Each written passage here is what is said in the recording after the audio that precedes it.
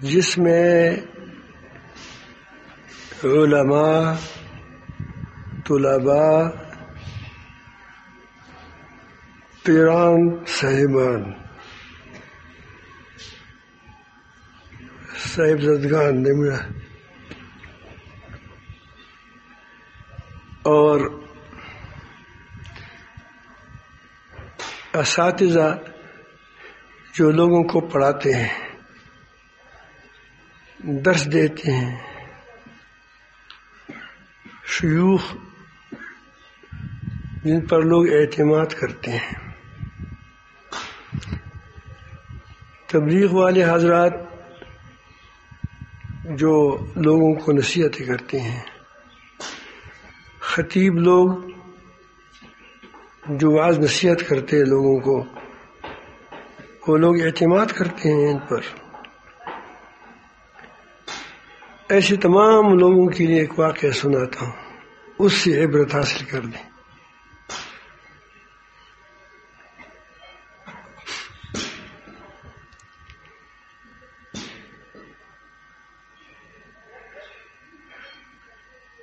حضرت اورنگزیب عالمگیر رحمۃ اللہ علیہ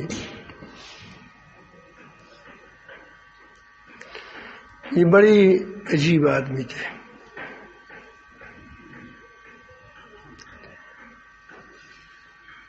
میں نے حضرت کہا، حضرت اورنگزیب عالمگیر رحمۃ اللہ علیہ وہ بادشاہ تھا، لیکن لوگوں کا خیال ہوتا ہے کہ بادشاہ گویا بزرگ نہیں ہوتا، حالانکہ حضرت سلیمان علیہ السلام کو اللہ تعالیٰ نے بہت بڑی بادشاہی دی تھی، تو اللہ تعالیٰ کا پیغمبر ہے۔ وہ حلال کھاتا تھا، حلال خور تھا، حلال خور، اپنے ہاتھوں سے کمائی کر کے اس سے کھاتا تھا۔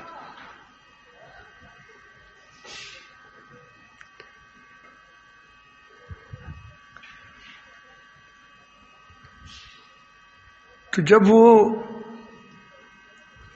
تخت شاہی پر بیٹھا تو انہوں نے ہر فن کی ماہرین کے لیے ایک فنڈ مقرر کیا، ایک بار دینا تھا اس کو۔ جو علماء بہت زیادہ قابل علماء تھے جو اس کے پاس ہو گئے، ان کو جو اپنے فن میں ماہر تھے ان کے لیے خاص قسم کا خاص ایک متعین وہ رقم مقرر کر دیا۔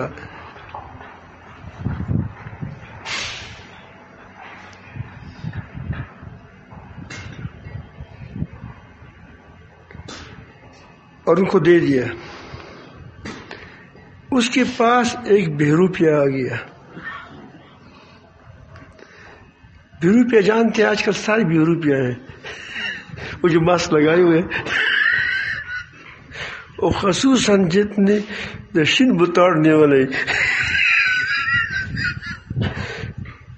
یہ نیلا اور جو سبز رکھتا ہے، باقی کالا گزارا کرتا ہے، کیونکہ داڑھی بھی کالی ہوتی ہے، ویسے چہرے پر کالا بھی آ جائے، کوئی کہتے ہیں پگڑی وگڑی ہے، لیکن وہ آج کل تو پہچان نہیں جاتے، تو ایسا لباس بدل دے کہ کوئی اس کو پہچانے نہیں، کہ اس کو بہروپیہ ٹکمار۔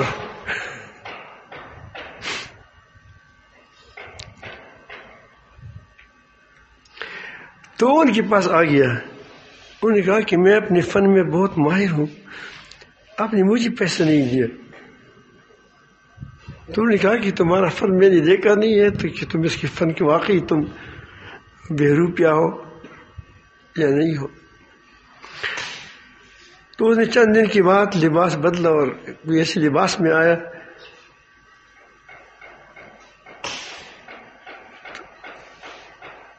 تو اورنگزیب عالمگیر رحمۃ اللہ نے اس کو پہچانا کہ تم وہی بہروپیہ ہو۔ دوسرا لباس بدل دیا، تیسرا بدل دیا، مختلف لباس میں آیا۔ داڑھی بنائی اپنے لیے، وہ بھی سب کچھ کیا، لیکن وہ پہچانتا رہا اس کی آنکھوں سے کہ وہی ہے۔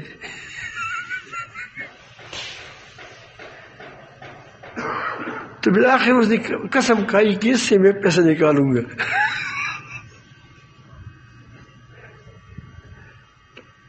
تو بالآخر وہ ایک پہاڑ میں چلا گیا اور وہاں ذکر شروع کر دیا۔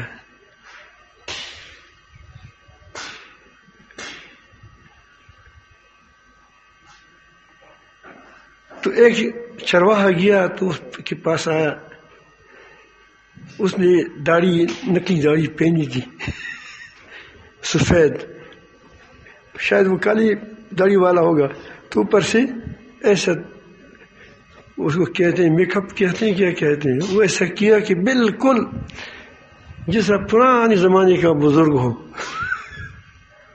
وہ اپنے ساتھ بنا دیا اپنے آپ کو، کچھ ایسی ترتیب بنا کے کہ بالکل ایسا معلوم ہو رہا تھا کہ بالکل یہ اس کی داڑھی سفید اور وہ لاٹھی اور جبہ وغیرہ وغیرہ لا الہ الا اللہ کرتا تھا۔ تو انہوں نے کہا کہ حضرت مجھے دعا کیجیے، تو بس اس نے دعا کی اس کو اور وہ چلا گیا۔ اللہ تعالیٰ جل جلالہ نے اس کا کوئی کام بنا دیا ہوگا۔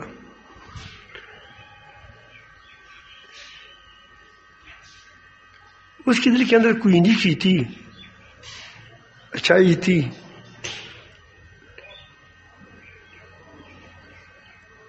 تو اس نے اوروں کو کہا، تو لوگ آتے آتے بہت بڑا رش بن گیا۔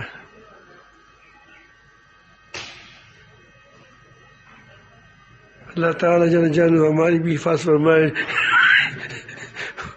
وہ بھی روپیہ ہم سے اچھا تھا۔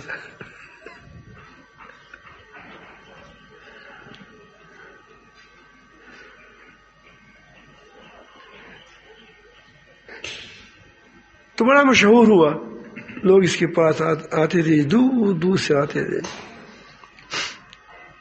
تو اورنگزیب عالمگیر رحمۃ اللہ کا خیال آیا کہ وزیر کو کہا کہ یہاں ایک بزرگ رہتا ہے جنگل میں، ہم بھی جائیں وہاں۔ اور اس نے خاص خانقاہ والوں کے لیے کوئی ترتیب بنائی تھی کہ خانقاہ والوں کے لیے ہے، یہ مدارس والے، آج کل تو یہ لوگ مدارس والوں سے وہ چڑ کرتے ہیں،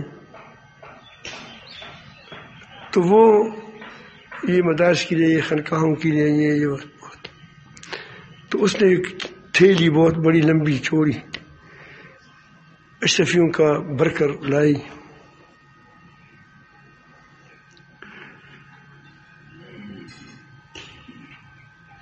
انہوں چوجمن کے پاس آئے تو اس کے سامنے وہ ہدیہ پیش کیا حضرت، تو اس نے اس کو کہا کہ اس نے انکار کر دیا، ٹھوکر مار دی اس کو بڑے زیادہ عقیدت ہو گئی،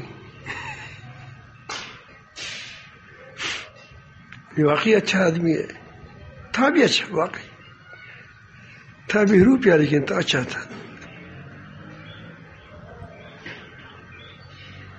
تو بالآخر جب جانے لگی کہ دعا کریں، دعا بھی کی اس نے، اور وہ چلے گئے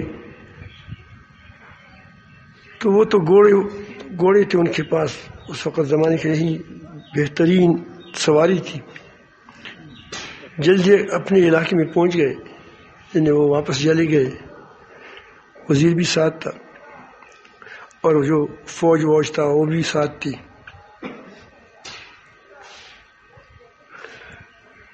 تو دوسرے دن یہ بھی بیچارہ اپنی اس داڑھی کو پھینک کر کے، وہ نہیں وہ سفید داڑھی، وہ کالی داڑھی والا آدمی تھا، اورنگزیب عالمگیر رحمۃ اللہ کے سامنے کھڑا ہو گیا، خانقاہ سب کو کہ میں پیر نہیں ہوں، چلے جاؤ، سب چلے جاؤ، میں بھی روپیہ تھا، تم سے چاہتا نہیں تھا سچ بولو، کم از کم سچ تو بولا. اس لیے ہم نے کہا کہ وہ ہم سے بہت اعلیٰ درجے کا، تو بہت اعلیٰ درجے کا.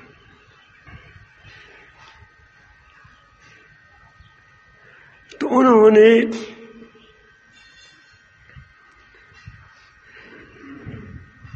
بادشاہ کو کہا کہ اب تو مجھے تم پر حق ہے کہ مجھے اپنا وہ حق دے دو. اس نے کہا کہ تو وہی بے روپیہ ہو. اس کا خیال بھی نہیں آ رہا تھا کہ وہی بے روپیہ ہے، کیونکہ اس وقت یہ وہ ایسے لباس میں تھے، مشہور بھی ہو گئے تھے اور لوگ واقعی بہت بڑا خانقاہ بن گئی تھی اس کی، ذکر بھی کر رہے تھے لوگ. تو اس نے کہا کہ تم نے سارے خانقاہ کو در بدر کر دیا. اس نے کہا کہ میں بے روپیہ تھا، وہی بے روپیہ تھا، لیکن میں نے قسم کہی تھی کہ آپ سے پیسے نکالوں گا، وہ اپنے مجھے پیسہ دے دو. تو اس نے کہا کہ اللہ کے بندے، تو میں تو آپ کو ایک تیلی پیش کی تھی، اس وقت آپ اس کو لے لیتے. اب تو 20 روپے کے لیے کتنا فنڈ ہوگا؟ اسی کے لیے تو تھوڑا سا ہوتا ہے، 100 روپے 200 روپے پاکستانی ہوں گے. اس وقت تو پاکستانی روپے نہیں تھے، لیکن یہ درہم چند درہم ہوں گے. تو اس نے ایک عجیب بات اس نے کہی. اس نے کہا کہ اس وقت میں پیروں کے لباس میں تھا، اس وقت میں پیروں کے لباس میں تھا. تو میں نے سوچا کہ ایسا نہ ہو کہ میری وجہ سے پیر بدنام ہو جائے، صوفیاء بدنام ہو جائے. میں صوفیاء کے لباس میں تھا، اسی لیے اس پیسے کو قبول نہیں کیا. یہ تھوڑے سے مجھے قبول ہے، سچ بولو، اللہ والا تا نہیں تھا.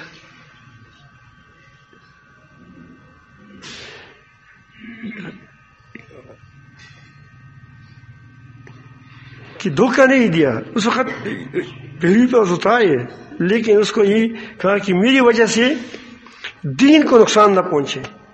آج کل دینداروں کو دیکھیں، جھوٹی وہ کہتے ہیں کہ سچا ہے، پکا سچا کر رہا. اللہ اکبر، سبحان اللہ. اسی کی تعریفوں میں رب اللسان رہتے ہیں، چپلوسیاں کرتے ہیں، جھوٹ بولتے ہیں. تو دیکھو، آپ پر علم کا لباس ہے، آپ پر طالب علمی کا لباس ہے، آپ پر صوفیاء کا لباس ہے، آپ پر تبلیغی جماعت کا لباس ہے، بڑی پکیزہ لوگ ہیں، نیک لوگ ہیں. آپ پر پیروں کا لباس ہے، صوفیاء کا لباس ہے، آپ پر مدرسین کا لباس ہے کہ مدرس ہے. دیکھو، کم از کم اگر آپ نیک نہیں ہیں تو آپ اس نام کا لاج رکھ کر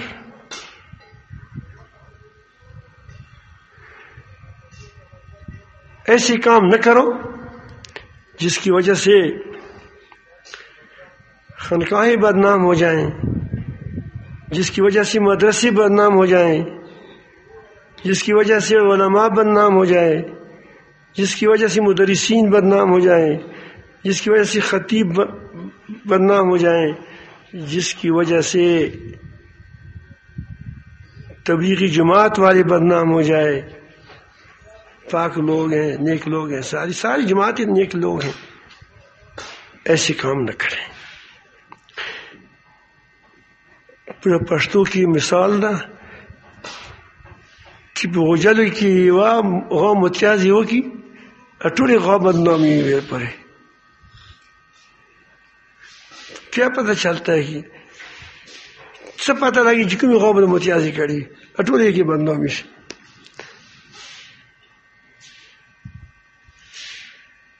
گاؤں جہاں گائیں ہوتی ہیں وہاں کہتے ہیں کہ گائے پیشاب کریں تو ساری گائیں بدنام ہو جاتی ہیں.